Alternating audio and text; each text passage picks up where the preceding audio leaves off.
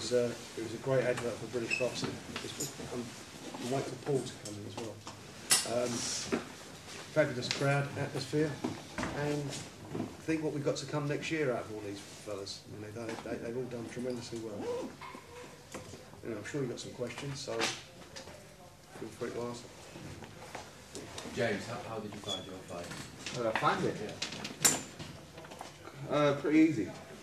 It was tough, it was very, very tough, but I told you from ages ago this was going to be a pretty easy fight, and I just felt comfortable all the way through.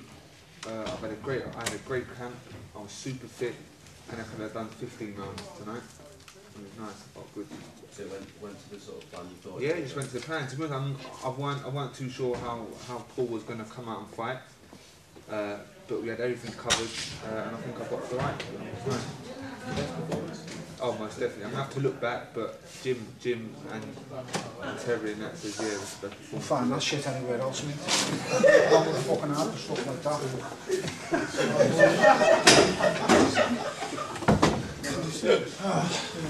What do you think? Alright, Gaffer. Just come off the ring. Just knock someone out. Fucking cracking shot as well. Go on, no, carry on. Sorry, people. Right. There we go. James, what's next for you, mate? I don't know, I'm going to have to speak to Frank in the next couple of days, my coach and whatever, but whatever they put in front of me, I'll just do it. And I say domestically, I feel I'm stride in front of everyone. Yeah, and whoever he puts in front of me, I'll do it. I like to win the British belt outright. I would like to have that. That's one of my. That's what I'd like to do. But we'll just have to see. Ask Frank. He's the one to ask. Frank, George Groves is a mandatory. The name was always going to come up. Yeah. Do you reckon it will happen? Well, from our side it happened. You know, we tried to make it last time. That's the fight we went for. And you know, if I was handling George Groves, I wouldn't go for the fight. You know, you look at George in his last fight. He was, you know, can you imagine what it would have been like if it had been James and then rather Kenny Anderson who run out of gas after 5-6 rounds. I think you know, I always say styles make fights, and George Groves' style and James's style, there's only one winner. Do you think he'll take the fight? I hope he does. I hope he does. But after that, I very doubt it. But yeah, I think Groves, he's got heart and he's got a bit of bottle. So he may, and hopefully it'll come off early part of next year. But I will trigger him to pieces. That fight wouldn't last 4 rounds, and that's on a serious note. And I think deep in his heart he knows that as well. But hopefully it happens early part of next year. And do you want to step up by the end of this time next year to maybe European? Oh, definitely. Like I said, I'd like to win the British belt outright. But if the European champion is DeGale still the champion? Oh, he's vacant. I don't know. Well, like I say, we'll see what Frank wants and Jim wants. So I'm willing to swap. I've been calling it since I turned pro that I want to do fast track. I want to get to the top quick, and I'm willing to take on anyone. You look as if you had a gear or two to go up tonight. I did. As I say, man, I've got one of the best coaches in the world in Jim McDonald. He's technically very good. He's a fitness guru, and I'm always going to be fit to do 12 rounds. But yeah, I had a couple gears left. I think when I hit him and hurt him in the 9th round, 9th or 10th, I picked up a gear, and I think I looked good. I think the stoppage was nice. James, you seem to feed off the, well, hatred's probably the wrong word, but the crowd booing you and cheering. I've told you all along that I love it. I love it. I thrive on it. So it was just going to make me perform better. Yeah, and box better. I think that's the one thing tonight that impressed me, is more than anything is the temperament.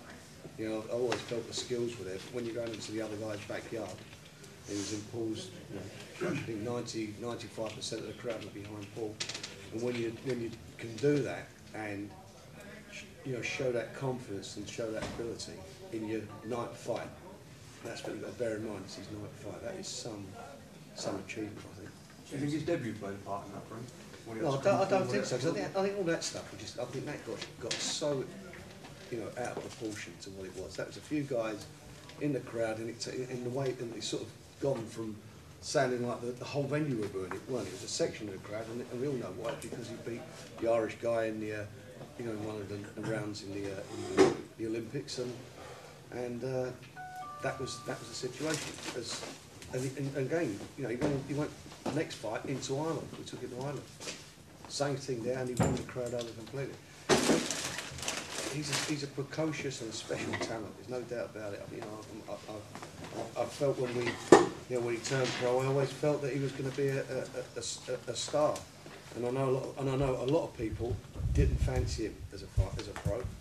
I'm telling you something, he's the real deal, and he's going to go on to some really, really big things. There's no doubt about it in my mind. Do you think he's further ahead of Khan?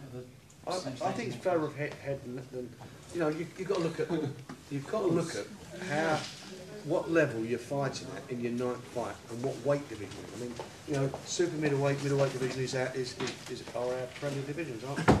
That's where our best fighters have always been over the years. And he's in there, and he's just done it. You know, he's had a very convincing win over a real tough, good, seasoned professional who could have been on the verge of fighting for a big title himself. As I say, at this venue. So yeah, I would say in front of Calm, in front of Naz, definitely without a doubt. I mean, the thing is now you've got to keep, it's the end product. But after 9 fights, I can't think of many guys who've been in a 12-round fight in their 9th fight in this environment and won a title in the fashion he won it. It was a big step up for James this fight. I mean, Big step up. Would you be tempted to make another step up? Sure. I feel as well. He rises to the I think he actually. Too late, he's not here. But I think he rises to the challenge. I think he's one of those people who test himself, and he gets himself into his mindset or his zone. And Jimmy works harder than that. And I think that he's got that aura and air about him of I'm destined to do this, and it's going to happen.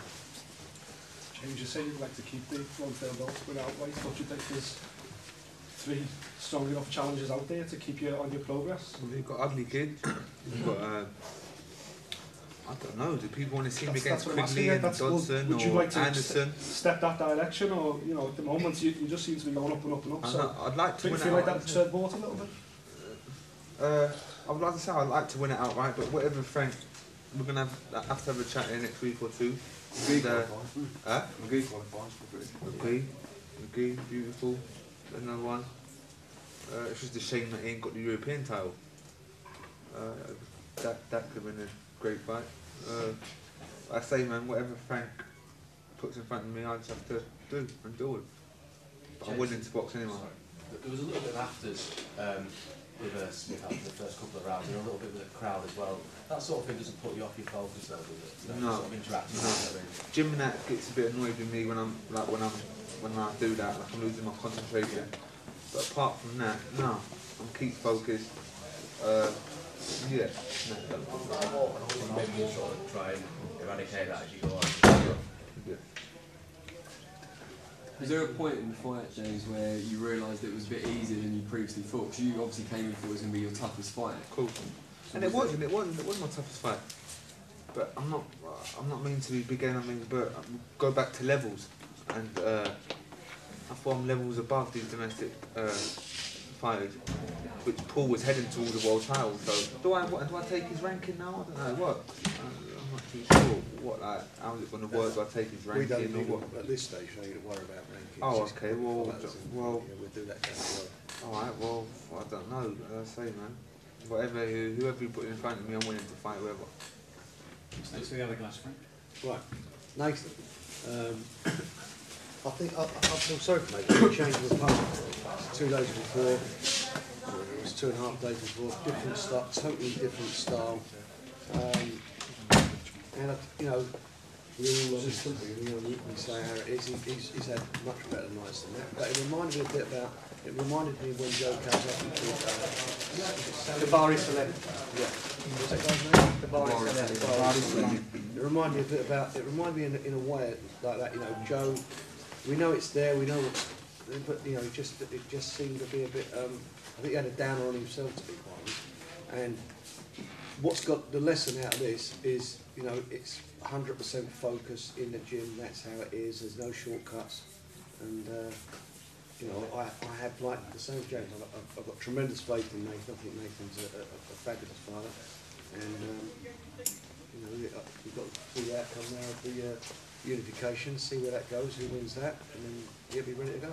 What was your assessment of it, Nathan? Yeah, frustrating. Yeah, you know, always frustrating. There's no doubts about that. Obviously, I came up to the hotel in Liverpool on Wednesday, ready to fight Lakatos, who was a static opponent. And then the only other option when he pulled out was this Mohammed, who was actually top 10 ranked by the WBO. 124 to 23. So yeah, I seen a little bit of him on YouTube yesterday, but obviously a total different style, and he was a bit of a mover. You know, spoiled a little bit, but the win's a win. So you know, in my last 2 fights, 2 top 10 ranked guys now, and I beat at 22 years of age. So onwards and upwards. Yes, what is it? 21 fights. 21 fights. 21 fights. That's all it is. Covered all the belt. You know. So yeah, it's cool. You know. You see, I'm happy. you seem a bit down by it, but to win when you're doing Yeah. well, it's a great sign, isn't it? I'm going to speak for him. I'll tell you, he is down. He was down when the other guy pulled out. I mean, I know, and I said to him at the press conference on Thursday, I said, "You okay?" And you could see that he was well down, and he had to lift himself for this fight. And I think he found it difficult to do it. That's being honest about it. But as he said, he went in there, he did it, and he won. He won it, you know, and won the fight, and that's what matters. But that's boxing. You know, poor old Derek Chisora sitting up the back there. No fight tonight. You know, he's gone and trained hard on that. That's unfortunately the business we're in, and things do happen. So you've got to be prepared for it, both physically and mentally, and get on with it. Just on Derek, is there any update on what's going to happen with that? It's 30 days from to give us a venue and a date. From 30 days from the date of injury, 90 days for the fight to take, 180 days for the fight to take place. But there is a clause in the contract, they don't want it, it won't happen like that. What do you think was something Not so much my performance really. This kind of guy, I had to nick the rounds really, just kind of like jabs. I was managing to nick the rounds.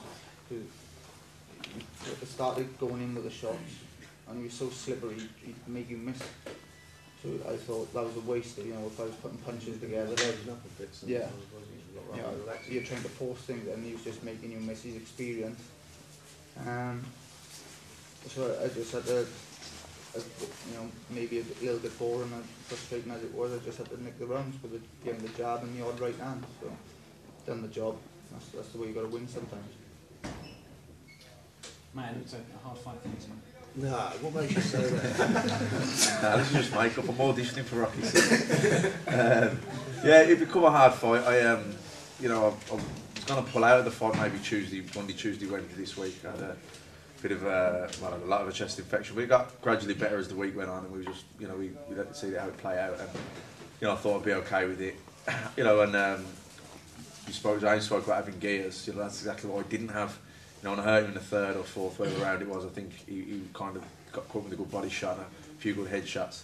I just felt I didn't have the gas in me, I didn't have the gears to go through and finish him. Then he got through that, and then I kind of realised that I had to hit the wall a bit. So it was a case of just being cute at times and gritting my teeth at other times. And you know, he could probably smell it a bit, and he'd come on strong, and he was a tough guy.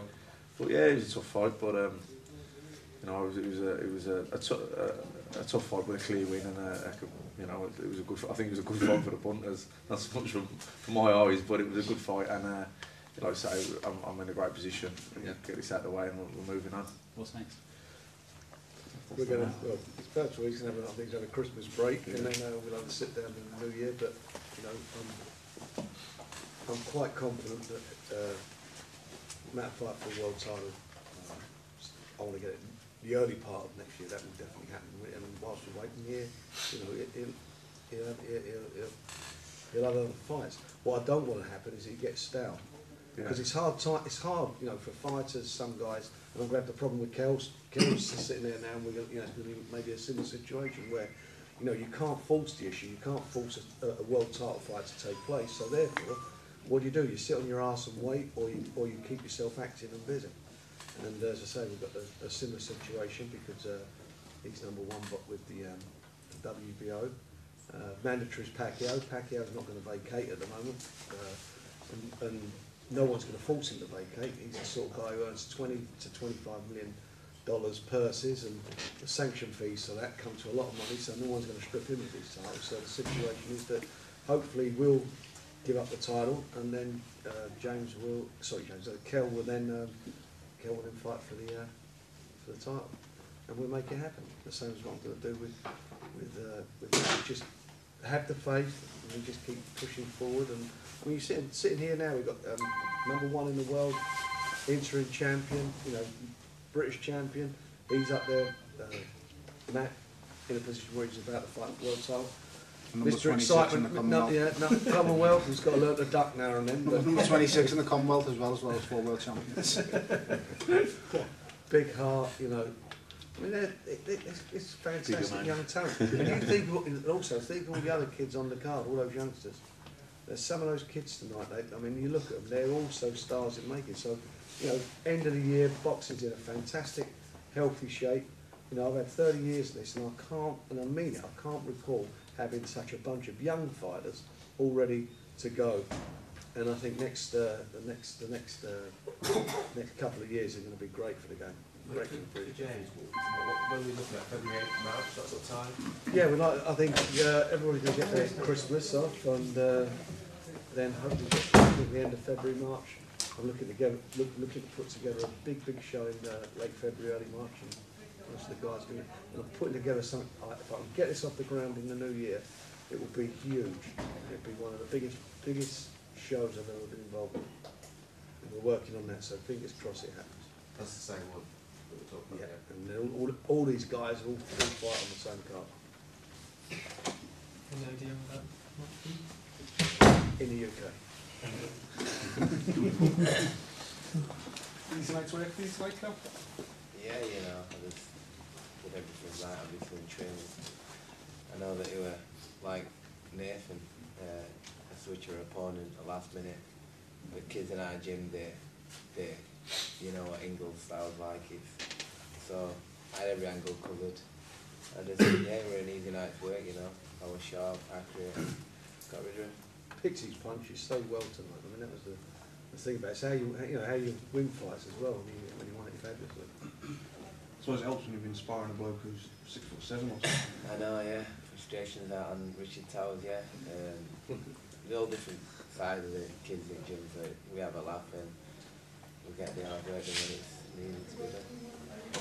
Are there any opportunities for Ken with the other Dublin boys? Well, they're there, but you know he's in a great position where he's at the moment, and if any other organisation puts him in the one spot, then we'll do that. But you know the ultimate aim is, and I've been talking about with Kell for the last 6-7 months, is that you have a couple of fights and then fight for a world title, and that's what I'm still focused on and trying to do. Even if it becomes, because what happens is when you've got what they class as a super champion, and nobody can deny that Manny Pacquiao's not a super champion, they don't get mandatories every 9 months. The mandatories then go, I think it's 18 months or 2 years. So if that happens, we might get a situation where we could at least get, maybe get an interim title shot. But whatever happens, I'll be in heaven and earth for. Frank and James, Steve Robinson was obviously a world champion, but he cleaned up the domestic division. Naz came along, beat him far more easily than people expected in a similar way that James has with Paul Smith tonight. So do you both get that feeling that something special is starting now? Do I think so? Or both of you? I've got to be honest with you, I really do believe that from day one, I've said I think it'll be the first gold medalist we've ever had to win a world title, provided he lives the life and trains hard and he's doing all those things, and nothing's changed my mind. I mean, I know a lot of people at the beginning didn't fancy James as a pro, and I've read some of that stuff, and it's you look at it and you think, can he do it? Well, I do believe he can. He's not done it yet, but as I said, to win the title in the fashion he did, and you know, the amount of fights that he's had under his belt is a fabulous thing, and I think it is the start of something special. It's the new era, the new guys coming through. You know, Ricky's gone, Joe Calzetti's gone, you know, Amir's in action tonight. He's got a, I think he'll look really good tonight against Medina. I think Medina's style will make him look $1 million. But you know, these guys, some of these guys here, you know, James, I think are just going to, I think are going to be also fighters.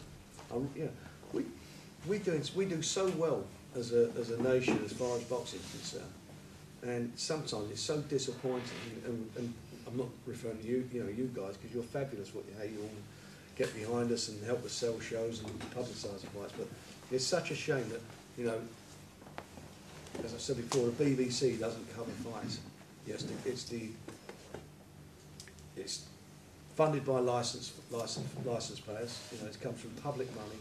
There is a massive audience. We've seen again tonight an audience. You know, wherever we go, we're filling up stadiums, and they get behind it as far as the radio is concerned. And I'm grateful for that. But the TV blank us completely.